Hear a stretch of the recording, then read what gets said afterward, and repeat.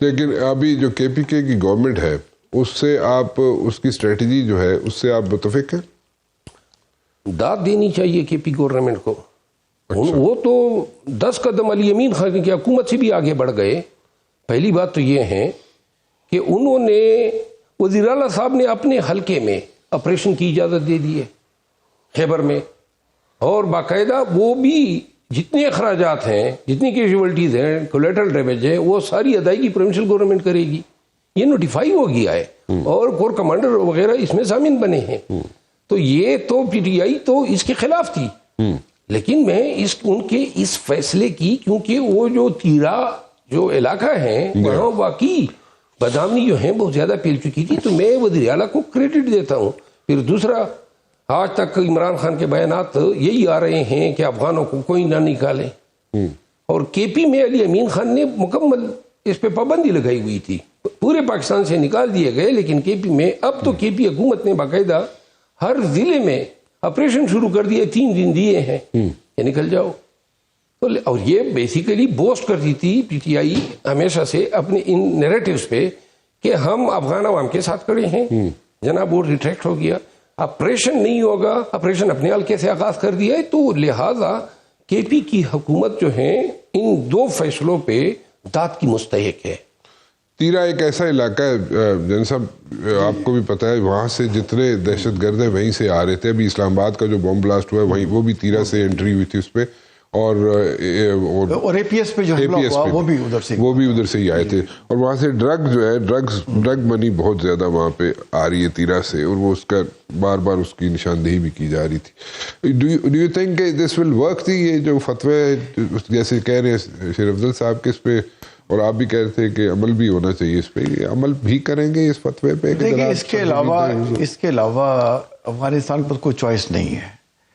تو مجھے تو پہلے بھی ہم نے ٹی وی پروگرام میں بیٹھ کے بتایا, ہیبت اللہ اخندزادہ صاحب نے جو ان کے امیر المومنین ہیں, انہوں نے پہلے بھی کہا تھا کہ پاکستان کے خلاف حملہ جو ہے یہ حرام ہے, فتویٰ دیا ہوا تھا. اچھا, بٹ فتوے دینے کے باوجود جیسے پربت صاحب کہہ رہے ہیں انڈیا سے پینگیں بڑھائیں اور پیسے کی خاطر, اور اپنا ناک بھی کٹوائی, اور پاکستان سے بارڈر بھی سیل کرایا, اور سارے پشتون آبادی جو ہے آپ دیکھیں ایران بھی ان کو نکال رہے ہیں, زبردستی نکال رہے ہیں, اور پاکستان تو ہم تو بھیج ہی رہے ہیں واپس.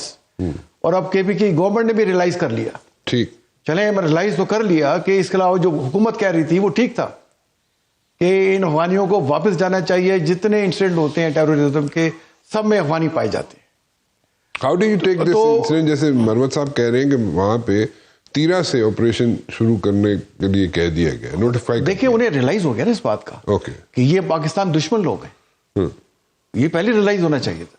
پاکستان ملٹری پاکستان کی پہلے کہہ رہی تھی, اور بلوچستان سے بھی سارے کیمپ خالی کرائے گئے, پنجاب سے بھی, کے پی کے خالی نہیں کر رہا تھا, اب انہوں نے کہا خالی کرنے ہیں. تو دیکھیں پاکستان کی انٹرسٹ کو سامنے رکھ کے بات چیت کرنی چاہیے.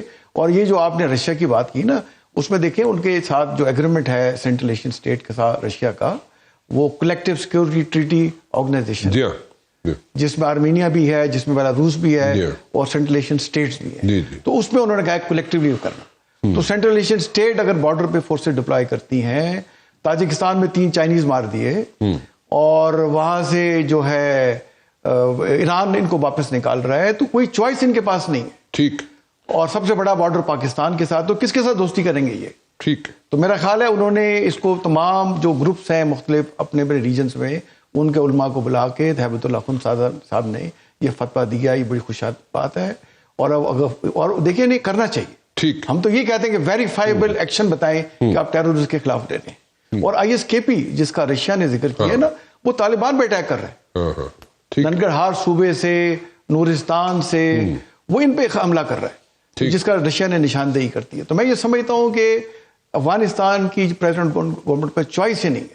اب انہیں چاہیے کہ ان کو ہٹائیں وہاں سے, ان کا صفایا کریں, اور ملک میں الیکشن کرائیں. اچھا, ظاہر ہے الیکشن کرائیں گے تو مطلب ان کو جیسے دعا ایگریمنٹ میں دیا ہوا ہے, تبھی دنیا ان کے ساتھ مل کے چلے گی.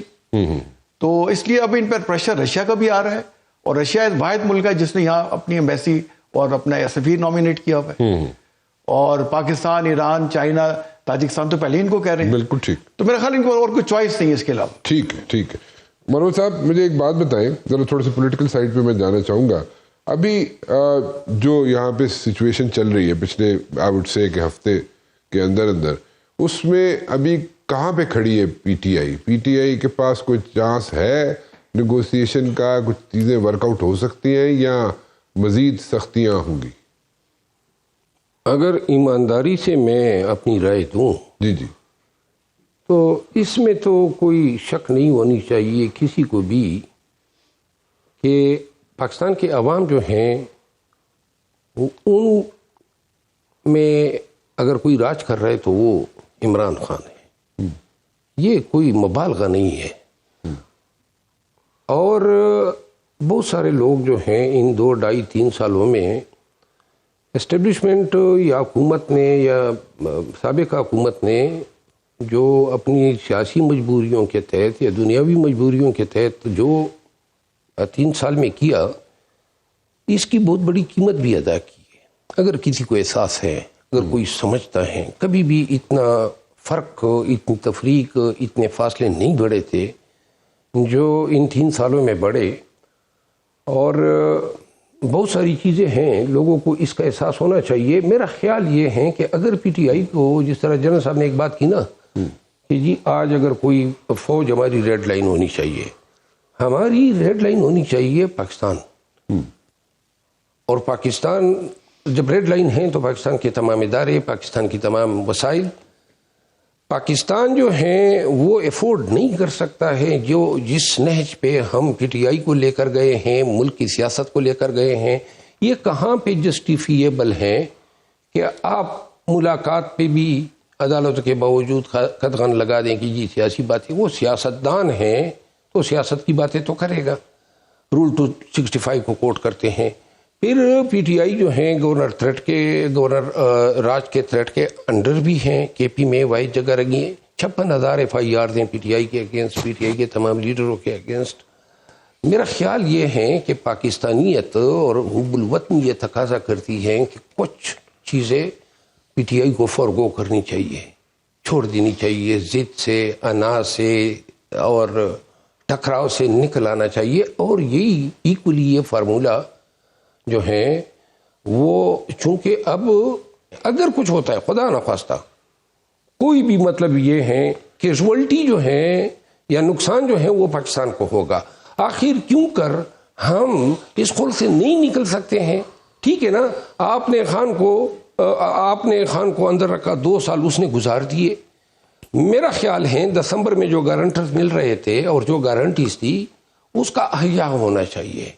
خان کو نکالنا چاہیے، اس کی بیوی کو نکالنا چاہیے. میرے خیال میں ان 2 سالوں کی قید و بند نے بہت کچھ ادھر بھی سکھا دیا ہے، ادھر بھی سکھا دیا ہے.